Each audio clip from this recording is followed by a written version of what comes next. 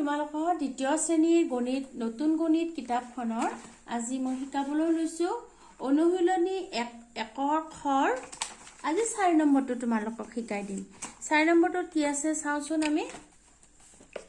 4 নম্বৰটোত আছে তোমাৰ তলৰ প্ৰতিহাৰীত থকা সংখ্যাবোৰৰ আটাইতকৈ ডাঙৰ সংখ্যাটো আয়তটোত আৰু আটাইতকৈ সৰু সংখ্যাটো বৃত্তটোত ভৰোৱা। এতিয়া চোৱা এইটোত আটাইতকৈ ডাঙৰ সংখ্যাটো আমাক এই আয়তটোত ভৰাব দিছে আৰু আটাইতকৈ সৰু সংখ্যাটো আমাক এই বৃত্তটোত ভৰাব দিছে। বলাচোন এতিয়া কৰি দেখাও মই তোমালোকক। ক নম্বৰটো আছে চোৱা 80 71 39 60 100 0। এতিয়া আমি উত্তৰ বুলি লিখিব লাগিব দেই। উত্তৰ লিখিবা এনেকৈ। এতিয়া চোৱা আমাৰ ইয়াতে আছে 80 71 39 60 100 0। এতিয়া আমাৰ আটাইতকৈ ডাঙৰ সংখ্যা আছে আমাৰ 100টো। 100টো আমি এই আয়তটোৰ ভিতৰত আমি 100টো এনেকৈ ভৰাব লাগিব। আৰু আটাইতকৈ সৰু সংখ্যা হৈছে 0।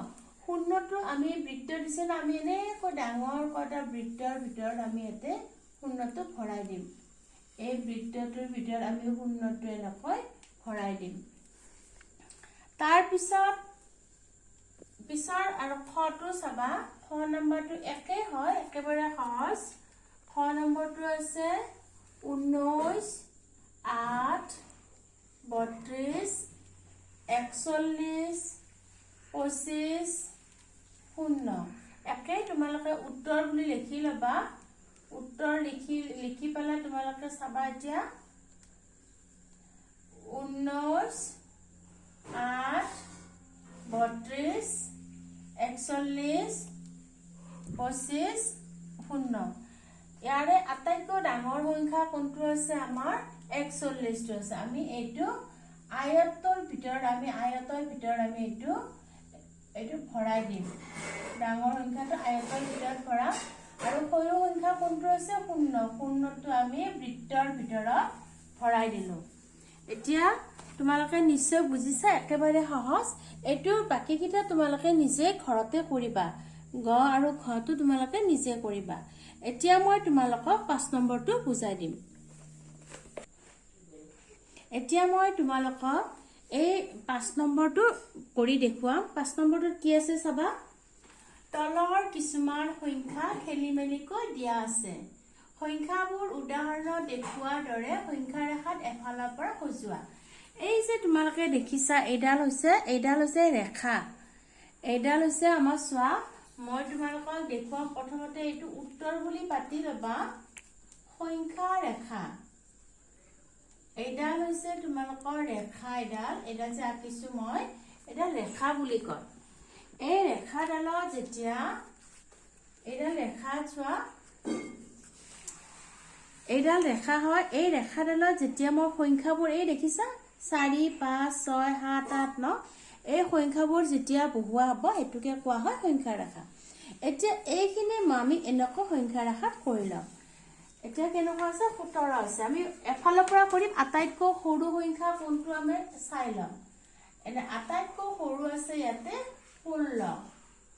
16ৰ পিছত 17। তোমালোকে এনেকৈ তলে তলে চিৰিয়েলি লিখি যাবা। উলট পালটকৈ দিয়া আছে সংখ্যাকেইটা, তোমালোকে নিজে মিলাই লিখিবা। 16ৰ পিছত 17, 17ৰ পিছত 18, 18ৰ পিছত আছে 19, 19 আছে, 19ৰ পিছত আছে 20। বুজি পাইছা নহয়? বাকীখিনিতো নাই যেতিয়া এনেকৈ থাকিব। তাৰমানে আমাক ইয়াতে সংখ্যাকেইটা আমাক উলট পালটকৈ দিয়া আছে। এতিয়া এই সংখ্যাবোৰ আমি এটা এফালৰ পৰা বহাই যাব লাগিব। 16 আটাইতকৈ সৰু আছে 16, 16ৰ পিছত 17 আছে, 17ৰ পিছত 18, 19, 20। এতিয়া মই তোমালোকক এবাৰ খ নম্বৰটো কৰি দেখুৱাম। খ নম্বৰটো একেবাৰেই সহজ। কি আছে চোৱা খটো 28 30 31 31 32 তাৰপিছত আছে 29 এতিয়া মই তোমালোকক কৰি দেখুৱাম চাবা একে এইটা উত্তৰটো তোমালোকে লিখি লবা উত্তৰ বুলি লিখি লবা এনেকৈ লিখি লবা উত্তৰ এতিয়া এডাল হৈছে সংখ্যা ৰেখা এটা লিখিছা এডাল হৈছে আমাৰ ৰেখা বুজি পাইছা নহয় এনেকৈ এটা ৰেখা বুলি কওঁ আমি এতিয়া এই ৰেখাডালত এতিয়া আমি সংখ্যাবোৰ বহুৱাই যাম আটাইতকৈ সৰু সংখ্যা কোনটো আছে চাবা 28 টো আছে 28 ৰ পিছত আমাৰ কি আছে 29 28 ৰ পিছত তোমালোকে নেওতাখন জানিব লাগিব 2 2 29 তাৰ পিছত আছে 30 তাৰ পিছত আছে 31 তাৰ পিছত 32 আটাইতকৈ ডাঙৰ সংখ্যাটো হৈছে 32 তোমালোকে এইখিনি ধুনীয়াকৈ বুজি পাইছা নহয় বাকি তোমালোকে গ আৰু খ টো তোমালোকে নিজে কৰিবাচোন তেতিয়া আকৌ বেছি ভালকৈ বুজি পাবা সহজ হয়